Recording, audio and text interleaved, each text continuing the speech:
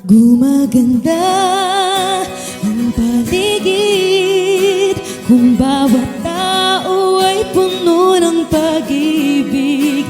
Napapawi ang bighati, masilayan lang ang iyong ngiti.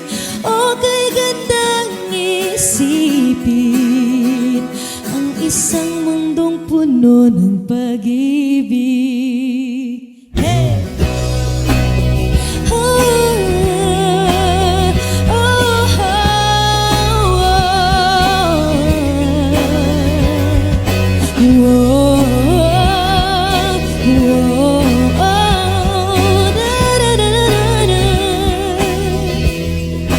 Parang isang bulaklak na kay ganda na inabot mo sa iyong sinisinta, ang iyong dinaan na pagmamahal. Ang dulo nito ay tunay na ligaya.